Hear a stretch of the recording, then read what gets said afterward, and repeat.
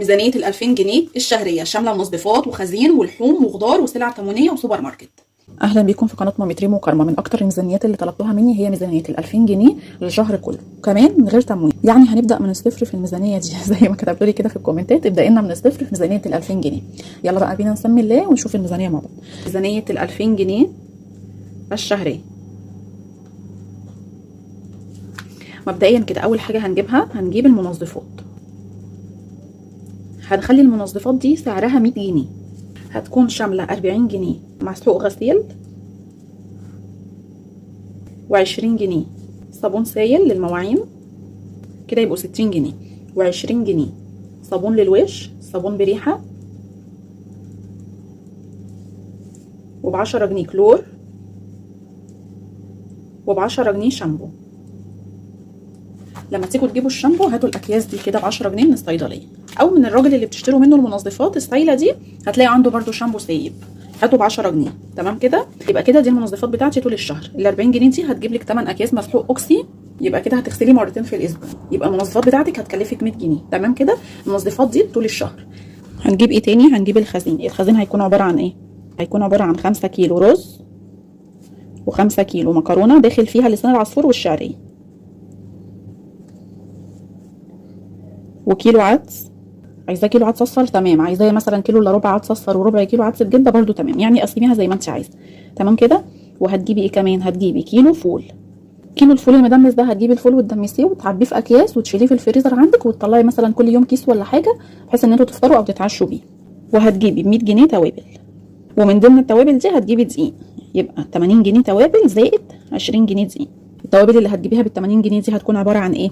هتكون عباره عن ب10 ملح، وب20 فلفل اسود، وب20 كمون، وب10 كزبره، و10 خل، و10 مرق الدجاج. وبال20 جنيه هتجيبي كيلو دي. هتجيبي ايه كمان بالشهر؟ هتجيبي كرتونه بيض. كرتونه البيض ب 125 جنيه. انا ليه هنا ما بجيبش لوبيا وما بجيبش فاصوليا؟ احنا في الشتاء والخضار في الشتاء ما شاء الله كتير جدا، يعني فبنحاول ان احنا ايه، ما نجيبش اللوبيا والفاصوليا دول في الشتاء لان فيها خضار كتير، في قلقاس، في سبانخ، في بسله، في كرومب، في قرنبيط، في كوسه. لكن الخضار في الصيف بيكون قليل شويه، فبنضطر ان احنا نجيب بقى اللوبيا والفاصوليا. هنجيب ايه كمان؟ هنجيب اللحوم. طيب اللحوم بتاعتي هتكون عباره عن ايه؟ هتجيبي فرخايه ب 150 جنيه، وهتجيبي نص مفروم 150 جنيه.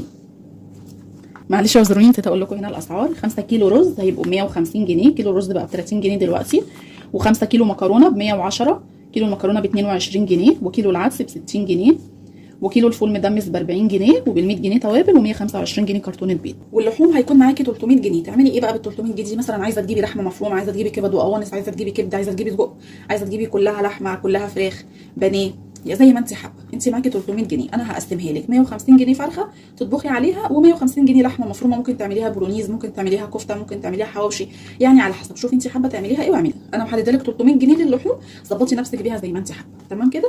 يبقى دي الطلبات الشهريه بتاعتي. طيب هنجيب ايه كمان؟ هتكون فيه الخضار، لكن الخضار المره دي هيكون اسبوعين، ما ينفعش تجيبيه بالشهر لان طبعا هيبوظ عندك. تمام؟ طيب الخضار ده انت هتعملي له للشهر كله 400 جنيه، يعني هتاخدي 2000 جنيه كده تشيلي منهم 400 جنيه على جنب، يبقى ده للخضار. كل اسبوع تاخدي 100 جنيه وتنزلي تظبطي نفسك كده بال100 جنيه دي تجيبي بيها ايه خضار الاسبوع. تمام كده؟ طيب يبقى الخضار هيبقى ب 400 جنيه للشهر كله، هتاخدي 100 جنيه هتشتري بيها ايه؟ هتجيبي كيلو بصل ب 15 جنيه، زائد 3 كيلو طماطم ب 15 جنيه، طماطم ب 4 جنيه وب 5 جنيه. مفيش طماطم اغلى من كده، الطماطم بقت رخيصه جدا والله، هتشتريها هتبقى حلوه جدا، احلى طماطم هتشتريها بال5 جنيه دي. تمام كده؟ يبقى هتجيبي 3 كيلو طماطم ب 15 جنيه. هتجيبي ايه كمان؟ هتجيبي كيلو ونص او كيلو وربع بطاطس ب 10 جنيه، في ناس بتبيعها ب 8 وفي ناس بتبيعها ب 6 ونص، فانت على حسب. هتجيبي كيلو ونص او كيلو وربع بطاطس ب 10 جنيه. تمام كده؟ طيب هتجيبي ايه كمان؟ هتجيبي ب 15 جنيه سبانخ، وهتجيبي كيلو قلقاس ب 25 جنيه. لو ما بتحبيش القلقاس ممكن تجيبي بداله بسله. وهتجيبي كيلو كوسه تطبخي عليها ب 20 جنيه. كيلو كوسه ب 20 جنيه. لو ما بتحبيش الكوسه ما بتحبيش القلقاس هاتي اي صنف خضار تاني انت حباه. تمام كده. يبقى دي ال 100 جنيه بتاعتي. طيب هنجيب ايه كمان بالاسبوعي؟ هنجيب طلبات السوبر ماركت.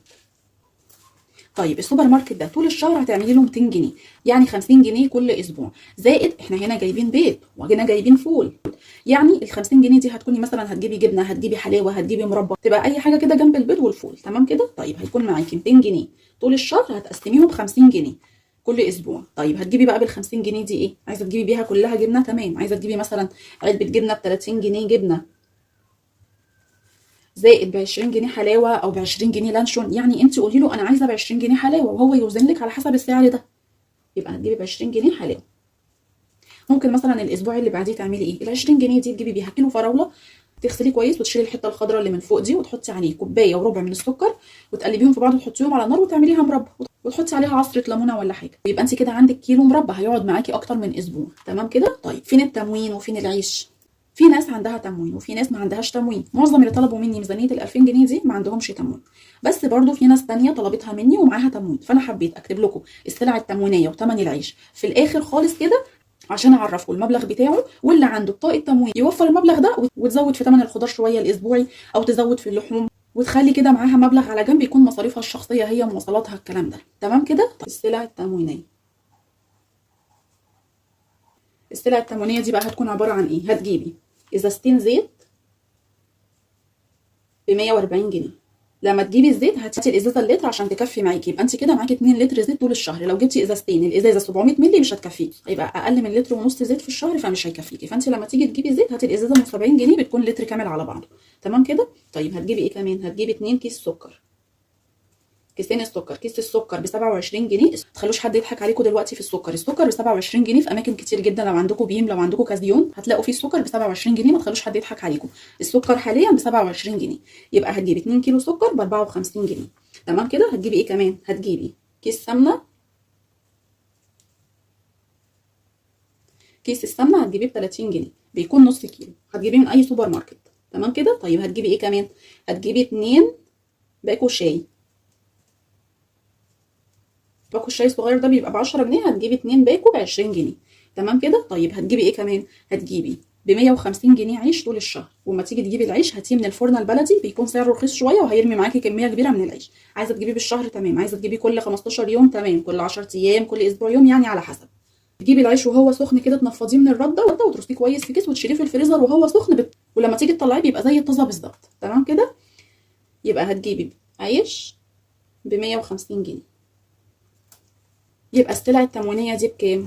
ب 394. طيب ال 394 دول بقى هتعملي بيهم ايه لو انت عندك تموين؟ ممكن تزودي في اللحوم شويه، ممكن تزودي في الخضار. عايزه مثلا تعملي محشي، طبعا ال 5 كيلو رز لو عملتي محشي في الشهر يبقى مش هيكفيكي، فتزودي رز عشان مثلا تجيبي كرنبايه ولا حاجه تعمليها.